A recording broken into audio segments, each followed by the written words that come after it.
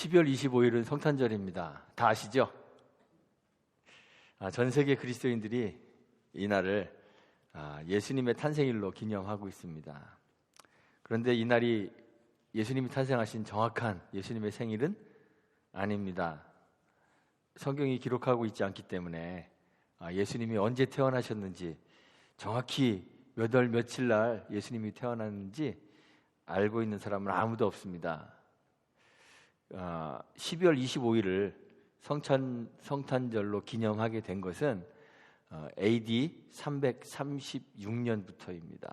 그리고 이것이 교회의 공식적인 축제일로 정해진 것은 AD 379년입니다. 성탄절의 유래에 대해서는 여러 가지 이견들이 많이 있습니다. 그래서 어떤 것이 맞다 판단하기가 굉장히 어려운데, 흔히들 성탄절이 태양신을 섬기던 로마의 겨울 축제에서 비롯되었다 이렇게 알고 있습니다. 그래서 아주 보수적인 교회 목사님들은 성탄절을 축하하지 않는 그러한 분들도 많이 있습니다. 12월 25일은 로마의 그 율리우스 그 달력에 의하면 동지입니다. 동지가 무슨 날인지 아시죠? 겨울이 제일 긴, 밤이 제일 긴 때죠. 그래서 동지 다음 날부터 해가 점점 이제 길어지기 시작하는 그러한 날이 동지입니다. 그래서 그 동지에서부터 해가 점점 길어지기 때문에 고대 사람들은 이 날이 그 죽었던 태양이 다시 돌아오는 날이다, 이제 이렇게 생각을 했습니다. 그래서 태양신을 숭배하는 사람들에게는 이 동지가 아주 중요한 날 중에 그 하루가 되었죠. 태양신 숭배 세상에는 태양신이 하나만 있는 게 아닙니다. 여러 신들이 각 민족들마다, 각 종족들마다 여러 태양을 섬기는 여러 신들이 있습니다. 그런데 이 로마의 태양신 숭배 사상에는 여러 신들의 그 신앙이 녹아져 있습니다. 로마의 그 태양신은 솔이라 그럽니다. SOL. 그래서 지금도 그 태양빛 이런 거 하면 솔라 이런 얘기 많이 하죠. 그래서 그 솔을 숭배하는 숭배 사상이 있었습니다. 그리고 페르시아에서 유래한 그 신도 있었는데 미트라라는 그런 신도 또 그 태양 신으로 있었습니다. 로마 황제의 심벌 중에 하나가 바로 그 태양입니다. AD 274년에 12월 25일에 그 로마 황제 중에서 그 아우렐리아누스라는 황제가 있는데, 이 황제는 이렇게 막 부유하고 그 귀족 집안에서 태어나지 않았습니다. 그 병졸 출신입니다. 그래서 병졸에서부터 로마 황제가 된 그러한 사람인데, 이 아우렐리아누스가 그 로마의 태양신 소울에다가 그 전신의 특성을 부여했습니다. 원래 그 로마의 그 소울 태양은 창조의 신으로 이렇게 알려져 있었는데, 거기다가 전쟁의 신의 이미지까지 다 이렇게 부여해서 소울 인빅투스라는 그러한 그 신의 신전을 지었습니다. 그 뜻은 무슨 뜻이냐면 정복되지 않는 태양이다, 이러한 뜻입니다. 그래서 전쟁의 신의 이미지를 이제 더 씌웠는데, 그날이 12월 25일입니다. 그래서 그런 이유로 해서 그 태양신 미트라의 생일도 12월 25일이다, 이러한 그 이야기도 나오기 시작했고, 그래서 그 미트라 신을 섬기는 그 태양신을 섬기는 사람들이 12월 25일을 축제일로 삼았습니다. 그런데 기독교가 AD 313년에 이제 공인이 되고, 믿을 수 있는 그러한 종교로 공인이 되고, 기독교가 계속 전파되기 시작하는데, 이 교회에서 보니까 만연해 있는 이 이교 문화를 어떻게 막는 것이 불가능해요. 그래서 차라리 이러한 그 이교 문화의 그 축제를 기독교가 좀 흡수해서, 교회가 흡수해서 그 기독교 문화로 전환하는 게 오히려 낫지 않을까, 이러한 생각을 해서 이러한 태양신을 숭배하는 이 미트라 축일에 그 기독교적인 의미를 부여하고, 그래서 12월 25일이 이제 성탄절로 자리 잡았다. 이건 정설이 아니고요. 이렇게 주장하는 사람들도 있습니다. 그러니까 많은 사람들이 이렇게 생각을 합니다. 그래서 12월 25일 날 성탄절로 지키는 것은 이교의 그 축제를 우리가 지키는 것이니까 해서는 안 된다, 이렇게 주장하는 사람들도 있습니다.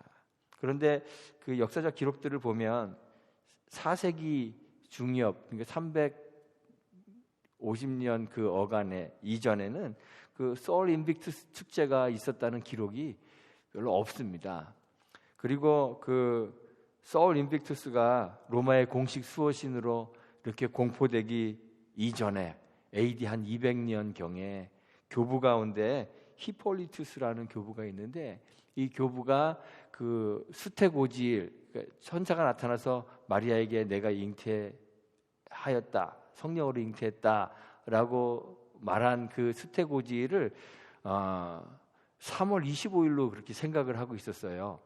왜냐하면 유태교의 그 유월절을 우리가 3월 25일 경으로 그 당시에 보고 있었기 때문에, 유대인들 가운데는요, 그 선지자는 그 잉태한 날 죽는다, 이런 그런 속설이 있었던 것 같아요. 그래서 예수님 돌아가신 날이 유월절 어간이기 때문에 그 잉태한 날도 그 유월절 어간이다, 이렇게 생각을 하고 3월 25일을 유대 기독교인들이 예수님 그 수태한 날로 그렇게 이제 생각을 하고 있었는데, 그렇게 해서 계산하면 9달을 계산을 하게 되면 12월 25일이 이제 예수님 탄생한 날이 돼요. 그래서 이 히폴리투스가 1월 첫날부터 거꾸로 8번째인 날, 즉 12월 25일을 예수님의 탄생일로 이렇게 기록을 하고 있어요. 그러니까 이런 근거들을 봤을 때 오늘날 성탄절이 이교의 축제에서 왔다, 이렇게 단정 짓는 것은 참 무리가 있는 것 같아요. 오늘날의 성탄절이, 그런데 한 가지 확실한 것은 오늘날의 성탄절이 정확한 예수님의 생일이 아니라는 것입니다. 그래서 이날 우리가 예수님의 그 생일로 기뻐해야 되느냐 말아야 되느냐, 이러한 논란을 하는 것보다는 제 생각에는 1년 중 하루를 주께서 성육신 하신 날로 정하고 주의 오심을 기념하는 것도 나쁘지 않다, 이렇게 이제 생각을 합니다. 어차피 주님의 그 정확한 생일을 알 수도 없고, 또 하나님이신 그리스도가 인간의 몸으로 이 땅에 오신 그 성육신 사건이 정말 역사 속에서 일어난 역사적 사건이라면 우리가 그날이 몇 월 며칠인지 추측해서 그 판별해내는 것보다는, 비록 임의로 정해놓은 이 날이지만 한 날을 정해서 성육신 하신 그 하나님에 대한 믿음을 다시 한번 점검해보고, 성육신의 의미가 나의 삶 속에서 어떻게 그 이루어지고 있는가 하는 것들을 반복적으로 해마다 다시 한 번씩 확인해 보는 것, 이거 참 의미 있는 일이라고 그렇게 생각합니다. 하나님께서 이스라엘 민족들에게 하나님이 일하신 것을 잊지 말도록 기억의 장치들을 만들어 놓으시잖아요, 그렇죠? 그래서 요단 강에서부터 돌을 꺼내다가 무더기를 쌓아놓고 그걸 볼 때마다 하나님께서 우리를 이 요단강을 맨땅같이 건너게 하셨지 하는 것을 기억하게 하는 것처럼, 또는 말씀을 내 미간에도 붙이고 내 손목에도 차고 집 문설주에다가 안팎으로 다 기록하고 그렇게 해서 기호로 삼도록 하시는 것처럼, 우리가 한 날 주님의 탄생한 날로 정해서 그날을 기억의 장치로 삼는 것. 주님이 하늘의 보좌를 버리고 이 땅에 우리를 위하여 오셨지. 그 주님의 오심을 기억하는 기억의 장치로 삼는 것, 참 저는 의의가 있다고 생각합니다. 그런데 역사를 보면 사실 성탄절이 처음부터 교회 축제일은 아니었습니다. 4세기 이전까지는 교회가 지키고 있었던 최대의 축일이 성탄절이 아니라 부활절이었습니다. 성경적 근거가 없는 성탄절은 교회에서 지켜지지가 않았습니다. 심지어 17세기에요. 청교도들은 이 크리스마스를 불법으로 규정하기도 했습니다. 미국에 이주한 청교도들도 크리스마스 축하하는 것을 초기에 금했었습니다. 그래서 기록에 보면 1659년 보스턴에서는요, 크리스마스를 축하하다가 발각되면 벌금으로 5실링을 내야 됐다라는 기록이 있습니다. 청교도들은 크리스마스를 왜 불법으로 규정하면서 금지했을까요? 첫째는 성경적 근거가 없다는 것이고, 두 번째는 크리스마스 풍습이 너무 지나치게 문란하고 인간의 영혼에 해를 끼친다고 생각했기 때문에 그렇습니다. 크리스마스라는 그 이름은 그리스도의 축전, 축제라는 뜻을 가진 고대 영어 크리스타스 마시스라는 단어에서 유래되었습니다. 그래서 처음부터 이 크리스마스라는 것은 축전, 축제의 의미가 강했습니다. 그래서 사람들이 크리스마스가 되면 이제 먹고 마시고 즐기는 그러한 축제일로 여겼던 것이죠. 오늘날도 크리스마스는 예수님의 탄생을 기념하고 주님의 자기 비하를 묵상하는 그러한 날이 아닙니다. 사람들에게 크리스마스 하면 제일 먼저 뭐가 떠오르냐 이렇게 물어봤습니다. 근데 사람들이 떠올린 것이 크리스마스 캐롤, 산타크로스, 선물, 크리스마스 파티 이런 생각을 한 사람들이 전체 응답자들 중에 76%가 되었습니다. 예수님을 떠올린다고 했던 사람은 17%에 불과했습니다. 이게 꽤 오래된 설문이니까요. 지금은 아마 더 낮아져 있을 거예요. 성탄의 의미가 무엇일까요? 묻는 사람들에게 50%가 넘는 사람들이 가족이나 연인과 함께 소중한 시간을 보내는 날이라고 대답했습니다. 예수님의 생일입니다 라고 대답한 사람은 불과 8%에 불과했습니다. 지금만 그런 것이 아닙니다. 첫 번째 크리스마스 때도 그랬습니다. 가이사 아구스토가 영을 내려서 사람들이 호적하느라 바빴습니다. 천하가 들썩들썩거렸습니다. 성인 남성들은 다 고향으로 돌아가서 호적해야 했기 때문에 가는 곳곳마다 여행객들로 벅적거렸습니다. 성경에 보면 베들레헴에는 여관이 10,000원이 되었습니다. 그래서 뭐 더 이상 묵을 곳이 없을 정도로 그렇게 벅적벅적거렸습니다. 그 북적대는 와중에 영원하신 하나님이 갓난아이로 태어나셨습니다. 마구간에서 태어나셨습니다. 이 땅에 오신 그 하나님이신 아기 예수에게 관심을 보이는 사람이 아무도 없었습니다. 들에서 양을 치던 그 몇 명의 목자들 외에는 아무도 예수님에게 관심이 없었습니다. 당시의 유력자였던 유대 백성들을 다스리고 있었던 왕 헤롯은 이 아기 예수를 죽이려고까지 했습니다. 사람들을 보내서 베들레헴 지경에 있는 2살 이하의 사내 아이들을 다 죽였습니다. 하나님께서 아기 예수를 이집트로 미리 피신시키지 않았다면 아마 아기 예수는 헤롯의 칼에 죽었을 것입니다. 이 땅에 오신 하나님 그 분 예수님을 임마누엘이라고 그렇게 불렀습니다. 하나님이 우리와 함께 하신다라는 뜻입니다. 예수님께서 하늘의 영광을 버리고 사람의 몸을 입고 갓난아이로 여인의 몸을 통하여 이 땅에 오셨습니다. 왜 오셨을까요? 그 이유가 뭘까요? 우리와 함께 하시기 위해서 오신 것이에요. 주님이 그래서 이 세상에 오셔서 우리와 함께 하시기 위해 사람들에게 자기를 주십니다. 영원히 솟아나는 생명의 강물로 또는 영원한 생명을 주는 생명의 떡으로 자기 자신을 우리에게 주시려고 하십니다. 우리와 영원히 함께 하시기 위해서 예수님은 끊임없이 자기를 주시는데 사람들은 자기를 주시는 그 주님을 멀리하고 떠나버립니다. 그래서 우리 주님은 사람들에게 멸시를 받으셨고 사람들에게 싫어버린 바 되었다. 성경이 그렇게 기록하고 있습니다.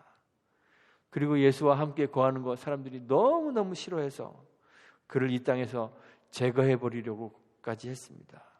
그래서 유대의 제사장들이 로마의 총독의 손을 빌어서 예수를 십자가에 못 박아버렸죠. 사람들은 예수님에 대하여 항상 두 가지 상반된 반응을 보입니다. 한 부류는 예수님이 누구이신지 그분의 정체를 바로 알고 그 정체에 합당한 반응을 보입니다. 그런데 다른 한 부류는 자신의 지식과 편견으로 예수님의 정체를 오해하고 예수님을 무시해버립니다. 그래서 바울이나 베드로 같은 이 사도들이 예수님의 말씀을 인용하여서 예수님을 부딪히는 돌과 거치는 반석이다 이렇게 표현했습니다. 저를 믿는 자는 부끄러움을 당치 아니할 것이나 그의 말씀을 순종치 아니하는 자는 넘어질 것이다 이렇게 이야기했습니다. 예수님 자신도 예수님 스스로를 모퉁이 돌이 된 건축자들의 버린 돌이다 이렇게 자신을 표현했습니다. 나는 건축자들의 버린 돌이 모퉁이 돌이 된 것이다 이렇게 표현했죠. 예수님 자신이 건물을 세우는데 기초가 되는 머릿돌이기도 하지만 동시에 그 위에 떨어지는 자를 깨뜨려버리고 가루로 만들어 흩어버리는 그런 존재라고 예수님 자신을 그렇게 주님이 표현하셨어요. 예수라는 그 한 사람의 존재, 그의 정체를 바로 인식하느냐 인식하지 못하느냐 하는 것, 그와 그의 정체에 대한 바른 관계를 가지느냐 가지지 못하느냐 하는 것이 우리의 생과 삶과 죽음을 갈라놓는다는 말입니다. 예수라는 존재는 우리의 생사의 경계라는 말입니다. 요한이 이 세상이 버린 이 예수에 대해서 그분이 어떠한 분이신지 조명하여서 오늘 선포하고 있어요. 예수는 하나님이십니다. 요한이 말씀이라고 부르는 이 예수는 하나님이십니다. 말씀이신 예수님이 하나님과 함께 창조에 관여하셨습니다. 만물이 말씀으로 창조되었기 때문에 창세기 1장에 보면 그 가라사대 그러죠. 가라사대 말씀으로 창조했다는 말입니다. 만물이 말씀으로 창조되었기 때문에 만물 중 어느 하나도 말씀이신 하나님 없이는 된 것이 없다고 요한이 그렇게 이야기하고 있습니다. 모든 존재하는 것의 존재가 예수 그리스도를 통해서 기인했다는 말입니다. 다시 말해서 이 말은 무슨 뜻이냐면 곧 그가 생명의 근원이시라는 말입니다. 우리의 존재, 우리의 생명이 다른 것에 달려있지 않고 오직 예수에 달려있다는 사실을 요한이 이야기하고 있는 것입니다. 사탄은 우리가 다른 것 의지하고 살고 있다고 믿게 만들어요. 광야에서 예수님을 시험할 때 예수님에게도 그거 인정하라고 그렇게 요구한 거예요. 그런데 예수님이 대답하셨죠. 사람이 떡으로만 살 것이 아니요 하나님의 입으로 나오는 모든 말씀으로 살 것이다 대답하셨습니다. 벳세다 광야에서 예수님이 주시는 떡을 먹었던 사람들이 그 다음에 또 쫓아다니면서 예수님에게 요구했던 것이 바로 이거예요. 육체를 살게 하는 것 같은, 육체의 생명이 의존하고 있는 것 같은 그러한 것들을 달라고 그런 걸 요구했던 것이죠. 그런데 예수님이 주려고 했던 것, 그것이 바로 이 다른 것이에요. 하나님의 입으로 나오는 말씀이신 예수님 자신을 주려고 했던 것이죠. 예수님은 자신을 이렇게 주셨지만 무리들에게 예수님은 거치는 반석과 부딪히는 돌이 되고 말았어요. 그래서 사람들은 예수님을 떠나고 다시는 그와 함께 다니지 않게 되었죠. 오직 소수의 사람들만 주의 제자들만 예수님의 곁에 남아서 예수님을 머릿돌로 하는 그러한 교회를 세워가는 사람들이 된 것이에요. 요한은 예수님을 이렇게 생명의 근원이신 하나님이라고도 선포하고, 또 오늘 말씀해 보니까 이 생명은 빛이다 이렇게도 표현했습니다. 태초에 혼돈하고 공허하고 흑암이 깊음 위에 있는 이 세상에 빛을 비추시고 이 혼돈 가운데 있는 세상에 질서를 부여하셔서 생명을 주신 그 하나님께서 하나님을 떠나서 흑암이 된 이 세상 가운데 또다시 빛으로 오셨다는 말이에요. 그래서 이 어둠을 비추시고 우리의 영혼에 다시 한번 생명을 공급하시는 그 재창조의 사역을 주님이 감당하시고 있다고 요한이 이야기하고 있어요. 그런데 여기에도 동일하게 두 부류의 그 사람들이 상반된 두 가지 반응을 보입니다. 자기 땅에 오시는 하나님을 영접하지 않는 사람들이 있습니다. 세상이 그를 알지 못했고 그를 영접지 않았다고 그렇게 요한이 이야기하고 있습니다. 하나님은 우리에게 이중으로 주인이 되십니다. 하나는 창조에 의해서, 하나는 구속에 의해서 주인이 되시는 거예요. 창조주로 생명의 근원이신 그 하나님 의지하지 않고 다른 세상의 것을 의지한 사람들은, 두 번째, 구속주로 오셔서 이 세상 안에서 우리를 구원하기 위하여 자신을 주시는 그 예수 그리스도 역시 영접하지 못하는 거예요. 그래서 그를 멸시하고 십자가에 못 박아 버리고 말았습니다. 이것이 요한이 지금 이야기하고 있는 거예요. 그 빛이 세상에 오셨는데 세상이 그를 알지 못하고 자기 땅에 왔는데 자기 백성이 영접지 않았다, 이렇게 얘기하는 거예요. 바울이 말한 것처럼 그리스도의 십자가가 어떤 사람에게는 구원을 얻는 하나님의 능력이 되기도 하지만 어떤 이에게는 멸망에 미련한 것이 되기도 하는 것이죠. 요한이 이야기하죠. 그가 세상에 계셨으며 세상은 그로 말미암아 지은 바 되었을 때 세상이 그를 알지 못하였고 자기 땅에 오매 자기 백성이 영접지 아니하였습니다. 그러나 영접하는 사람들이 있습니다. 곧 그 이름을 믿는 사람들인데 그들에게는 하나님의 자녀가 되는 권세를 주셨습니다. 요한이 이렇게 얘기하고 있어요. 어둠 속을 비추는 그 빛을 보고 그 빛으로 나와 그 빛이신 주님을 영접하는 사람, 그를 믿는 사람들에게는 구속주로 오시는 그 구주의 오심이 정말 의미 있는 사건이 된다는 말입니다. 이 땅에 오신 예수의 존재와 그의 정체를 알고 그와 바른 관계를 맺는 사람들에게만 주의 오심이 의미를 가지며 기쁨이 되는 것입니다. 그에게 있는 아버지의 독생자의 영광, 그 은혜, 그 진리의 충만함을 경험할 수 있게 되는 것이죠. 오늘날에도 사람들은 빛으로 오신 예수님에게는 관심이 없습니다. 그분이 누구신지, 그와 어떻게 관계해야 하는지 알려고 하는 사람들이 없습니다. 성탄절이라는 이 의미 있는 날을 정해놓고 그냥 예수님과 상관없이 그렇게 지내버리는 거예요. 하루를 즐기는 거예요. 한 소셜 데이팅 하는 그 회사에서 20, 30대 그 싱글 남녀들에게 물어봤습니다. 1년 중 가장 외로움을 느끼는 날이 언제인가? 이렇게 물어봤는데 응답자의 81%가 크리스마스라고 대답을 했습니다. 왜 크리스마스가, 왜 성탄절이 가장 외로운 날이 되어야 합니까? 하나님이 갓난아기로 이 세상에 오신 것은 임마누엘, 우리와 함께 하시기 위해서입니다. 정말 아이러니하지 않습니까?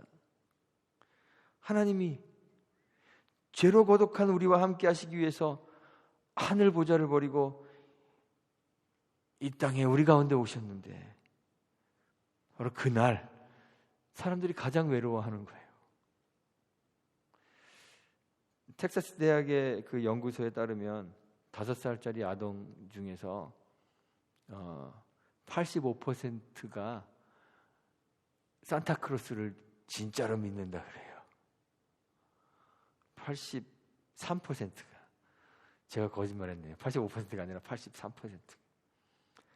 그런데 앞에서 제가 서론에서 언급한 것처럼 성탄절에 예수를 생각하는 사람들은 17%밖에 안 돼요. 진짜 생일도 아닌 한 날을 임의로 정해놓고 생일당한 당사자도 없이 파티를 가지는 거예요. 이게 무슨 의미가 있습니까? 파티를 벌이는 당사자들은 뭐 즐겁고 쾌락을 경험할 수 있겠지만 생일의 당사자에게는 무슨 즐거움이 있고 그와의 관계에는 무슨 유익이 생기겠습니까? 차라리 청교도처럼 크리스마스를 금지하든지 아니면 이날을 예수 그리스도를 기억하는 그 기억의 장치로 삼아야 되지 않겠습니까? 이날 집 안팎을 장식하고 카드 보내고 선물을 주고받는 축제의 날로만 여길 것이 아니라 그것보다 먼저 우리를 구원하시기 위해 하늘의 보좌를 버리고 이 땅에 오신 그 주님의 존재, 그의 정체를 다시 한번 확인해 봐야 됩니다. 그에 대한 믿음을 다시 한번 점검해 보는 날로 삼아야 됩니다. 요한이 선포하고 있는 것처럼 그가 세상을 창조하신 분이라는 사실을 다시 한번 기억해내야 돼요. 모든 존재하는 것에게 생명을 부여하시는 생명의 근원이심을 다시 한번 믿음으로 고백하는 그러한 날이 되어야 하는 것입니다. 우리가 오직 그분이 공급하시는 생명으로만 살고 있음을 고백하고 결단하는 그 날이 되어야 되는 것입니다. 세상의 다른 것들, 물질도 의존하고 세상의 권력도 의존하고 육체의 힘도 의지하려던 그 우리의 연약함을 고백하고 세상에 대한 우리의 의지를 끊고 의존을 끊고 주님의 생명을 의지하겠습니다. 주님의 생명을 의존하여 살아가겠습니다. 결단하고 믿음을 재확인하는 그러한 날이 되어야 한다는 것입니다. 또한 생명을 부여하시는 그 창조주로 뿐만 아니라 구속의 주로 주님을 다시 영접하는 날이 되어야 돼요. 주에 대한 믿음을 다시 한번 확인하는 성탄절이 되기를 간절히 소망합니다. 성탄절을 축하하고 즐기는 자가 다 하나님의 자녀가 되는 것은 아닙니다. 그를 믿음으로 영접하는 자, 우리와 함께 하시기 위해 이 세상에 오시고 십자가에서 자기를 주신 그 주님의 내주를 경험하는 자가 하나님의 자녀가 되는 권세를 가지는 것입니다. 그런 사람만이 성탄절을 정말 즐거워하는 자가 되는 거예요. 성탄의 계절에 우리 안에 자리하셔서 우리의 주인이 되신 그 주님과 내적인 교제, 친밀한 교제를 여러분들이 다 나누게 되시기를 바랍니다. 우리 안에 내주하시는 그 주님과 친밀한 교제를 가져서 성탄절이 되면 더 제가 늘 하는 말 있잖아요. 주님처럼 생각하고 주님처럼 말하고 주님처럼 행동하는 주의 사람들이 다 되셨으면 좋겠습니다. 그래서 이 성탄의 계절에 주님의 오심을 정말로 기뻐하고 참으로 즐거워하는 저와 여러분, 우리 온유한 교회가 되기를 주님의 이름으로 축원드리고 부탁드리겠습니다. 함께 기도하겠습니다.